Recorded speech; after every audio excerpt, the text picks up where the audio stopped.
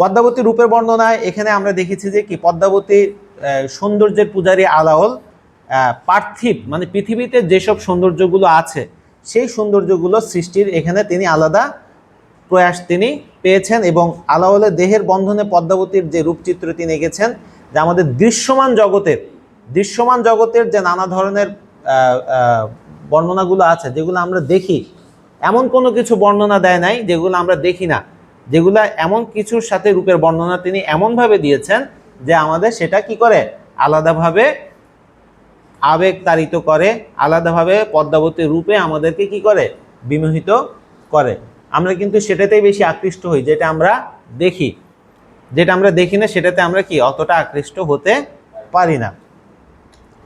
যেমন তার চুলের বর্ণনা দিলে বলা হয়েছে যে কি তার দীঘল কালো চুল, মানে প্রথমেই যখন রত্নসেন শুক পাখিকে জিজ্ঞাসা করলো, বলো দেখি পদ্মাবতী রূপের কি এমন বর্ণনা তোমার, কেন তুমি এরকম হলো, তখন শুক পাখি যখন বলল যে কি পদ্মাবতীর রূপ কি কহিমু মহারাজ, তুলনা দিবার নাহি ত্রিভুবন মাঝ, আপাদলম্বিত কেশ কুস্তরী সৌরভ, মহা অন্ধকারময় দৃষ্টি পরাভব। মানে এই যে দেখো দৃষ্টি হারিয়ে যায়। হ্যাঁ, যেমন এই যে জীবনানন্দ দাশ কি লিখছে কবিতা, চুল তার কবেকার অন্ধকার বিদিশার দিশা, তাই না? এটা কিন্তু এই পদ্মাবতীর এখান থেকেই তিনি প্রবাহিত হয়ে লিখেছেন।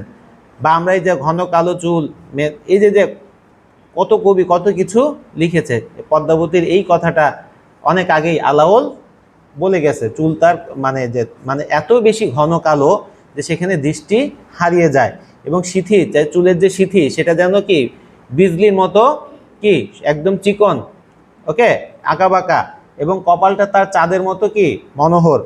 তার যে গাল, সেই গালের কথা বলা হচ্ছে যে কি সুরঙ্গ কপল বর্ণচারু সুললিত। তার কপল মানে গাল, তার গালগুলো লাল, একদম লাল টকটকে, সুরঙ্গ মানে কি লাল টকটকে, এবং জিনিয়া কমল পত্র অতি সুশোভিত, মানে জিনিয়া ফুল যেটা আছে সেরকমের মতো কি একদম অত্যন্ত সুন্দর করে এরকম সুশোভিত। তারপর তার ভুরু যেটা বলা হয়েছে, এখন যে মেয়েরা ওই যে ভুরু প্লাক করে, কেন করে? ভুরু প্লাক করে চুলের ভুরুর শেপ ঠিক করে, তাই না? এখন থেকে অনেক ছেলেরাও করে তো যাই হোক, এগুলো ছেলেরা করলে এটা হাফ লেডিস মনে হয়। ছেলেরা করে দেখো নাই, ঢাকা চিটাং যাও বোধ দেখবা একদম মেকআপ করে বের হয়, এরকম আছে। তো যাই হোক, পদ্মাবতীর ভুরু যেন কামের উৎস, ভুরুঙ্গ ভঙ্গিমা হেরি ভুজঙ্গ সকল, মানে তার ভুরুর ভঙ্গিমা দেখে মৌমাছির দল চিন্তায় ডুবে গেল, ভাবিয়া চিন্তিয়া মনে গেল রসাতল। মানে এবং কাজল, তারপর কি বলছে, কাজল রাঙা সেই চোখ খঞ্জন পাখির চোখকেও কি হার মানায়, যেমন কাননে কুরঙ্গ জলে সফরি লুকিত, মানে এই আমাদের যে জলে পুঁটি মাছ, সফরি মানে কি পুঁটি মাছ, সেই পুঁটি মাছ কি পদ্মাবতীর এই রূপ দেখে কি পানিতে লুকিয়ে গেল, খঞ্জন গঞ্জন নেত্র অঞ্জন রঞ্জিত, মানে যেমন তার চোখটা যেন খঞ্জন পাখির চোখকেও কি হার মানায়, এত সুন্দর তার চোখ।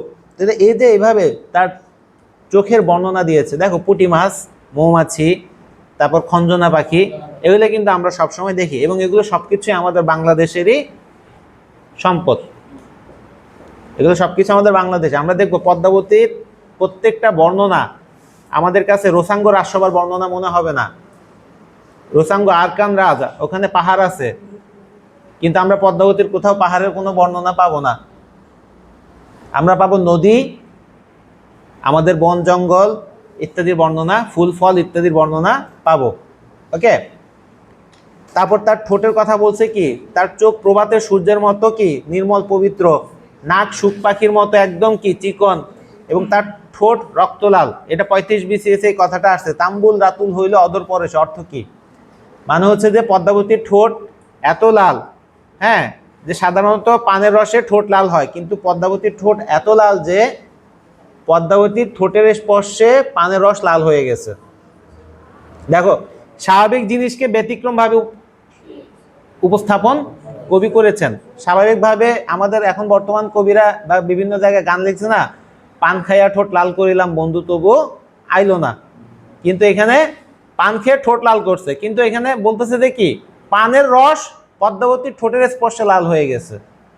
তাম্বুল মানে পান, রাতুল মানে লাল। ওকে, তো মেয়েরা এত লিপস্টিক দেয় কেন? না, পদ্মাবতীর কেন লিপস্টিক দেওয়া লাগবে? পদ্মাবতীর ঠোঁটে তো এমনি লাল,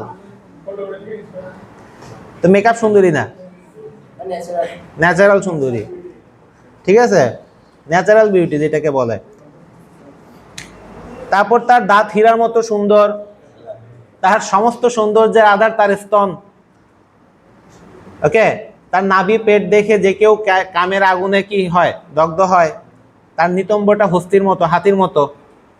এভাবে তার গায়ের রং কাঁচা সোনার মতো। এভাবে কি নানা কিছু বর্ণনা তিনি আমাদের সামনে পদ্মাবতী রূপের বর্ণনা করতে গিয়ে দিয়েছেন। এবং এসব কিছু দেখো, এই যে হাতি, হীরা, তোমার তারপর হচ্ছে যে কি, যেমন স্তনের বর্ণনা দিতে গিয়ে বেলের বর্ণনা দিছে।